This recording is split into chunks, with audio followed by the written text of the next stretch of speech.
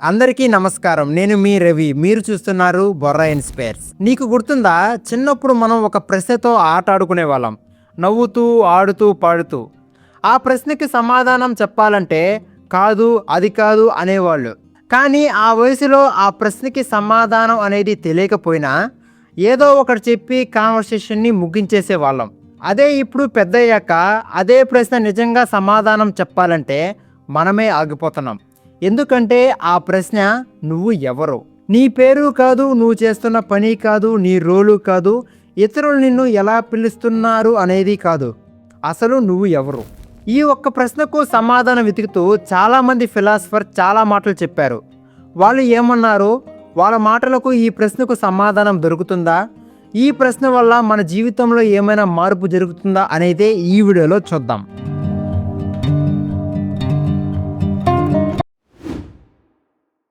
ఎంత కష్టం వచ్చినా నేర్చుకుని ఎదుర్కొని నేను చేయగలను అనే నమ్మకం నీకు ఉంది. కానీ ఒకసారి ఆలోచించు, ఇవన్నీ చేయడానికి అసలు నేను ఎవరు? స్వామి వివేకానంద చెప్తున్నాడు, మన ఆలోచనలు ఎలా ఉంటాయో మనం కూడా అలానే మారిపోతాం. నువ్వు నీ గురించి ఎలా ఆలోచిస్తున్నావో, నిన్ను నువ్వు ఎలా డిఫైన్ చేసుకుంటున్నావో అదే నీ ఐడెంటిటీ అవుతుంది. నువ్వు ఆఫీసులో జాయిన్ అయ్యి 1 సంవత్సరం కూడా కాలేదు, ఎలాంటి ప్రాబ్లం వచ్చినా నేను సాల్వ్ చేయగలను అనే థాట్ నీలో ఉంటే అదే నీ బిగ్గెస్ట్ స్ట్రెంత్. అప్పుడు ప్రతిసారి ఎవరి హెల్ప్ కోసం ఎదురు చూడాల్సిన అవసరం లేదు. తెలియకపోతే నేర్చుకుంటావు, అర్థం కాకపోతే ప్రయత్నిస్తావు, కానీ చివరికి సాల్వ్ చేస్తావు. అలాంటి క్యాపబిలిటీ ఉన్నప్పుడు నువ్వు అనుకున్న పొజిషన్కి చేరగలవు. ఇది కేవలం ఆఫీస్ ప్రాబ్లం గురించే కాదు, నీ లైఫ్లో ఎలాంటి ఛాలెంజెస్ వచ్చినా నేను దీన్ని సాల్వ్ చేయగలను అనే మైండ్ సెట్ ఉన్నప్పుడు నిన్ను ఆపడం ఎవరి వల్ల కాదు. టాప్లో ఉండేది ఎప్పుడు టాలెంట్ కాదు, నీ మైండ్ సెట్. మన అసలు స్వరూపం తెలుసుకోవాలంటే బయట ప్రపంచం కాదు, మన లోపలే ప్రశ్నించుకోవడం. మన పని కాదు, మన పేరు కాదు, మన రోలు కాదు, అసలు నేను ఎవరు అని మన మనసులో ప్రశ్నించుకోవడం. ఎప్పుడైనా చాలా రోజుల తర్వాత మన బంధువులు కానీ మన ఫ్రెండ్స్ని కలిసినప్పుడు నువ్వు ఎలా ఉన్నావు అని అడగడం సహజం. అప్పుడు దానికి వెంటనే మనం బాగున్నాను, అంతా మంచిగానే ఉంది అని అంటాం. ఇక్కడ మన మనసు బాగోలేకపోయినా కూడా మనల్ని మనం మోసం చేసుకుంటున్నాం.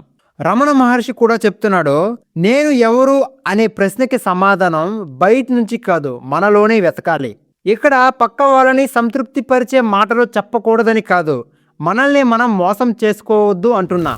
ఎప్పుడైనా నీకు బాగోలేదు అనే ఫీలింగ్ వచ్చినప్పుడు ఒక్కసారి ఆగి నీ మనసుని అడుగు, ఇలాంటి బాధ ఎవరికి వచ్చింది అనే ప్రశ్న నీలో నువ్వు అడిగినప్పుడు నీ మైండ్ వెంటనే నాకు అని చెప్తుంది. తరువాత ఇంకో ప్రశ్న అడుగు, నేను ఎవరు. ఆ ఒక్క ప్రశ్న నీ మైండ్ని బయట నుంచి లోపలికి తిప్పేస్తుంది. అలాంటి క్షణం వచ్చినప్పుడు ప్రశాంతంగా ఒక దగ్గర కూర్చొని నీలో నువ్వు అడుగు, నేను ఎందుకు ఇలా అప్సెట్ అవుతున్నాను, నేను ఎందుకు ఇంత రియాక్ట్ అవుతున్నాను, ఈ సిచ్యువేషన్ నుంచి నేను ఏమి నేర్చుకోగలను. ఇలాంటి ప్రశ్నలు మనల్ని మనం అడగడం ద్వారా మనం అర్థం చేసుకునే దారిలో నడిపిస్తాయి. అక్కడే మనకు సొల్యూషన్ మార్గం కనబడుతుంది. అప్పుడు ఎమోషన్ కంట్రోల్లోకి వస్తాయి, మైండ్ క్లీన్ అవుతుంది, మరియు గ్రోత్ మైండ్ సెట్ వస్తుంది. ఎందుకంటే నిజమైన మార్పు అనేది బయట నుంచి కాదు, లోపల నుంచి మొదలవుతుంది. నేను నమ్ముతున్నాను ఈ వీడియో మీకు నచ్చిందని. మరిన్ని వీడియోస్ కోసం మన ఛానల్ని సబ్స్క్రైబ్ చేసుకోండి.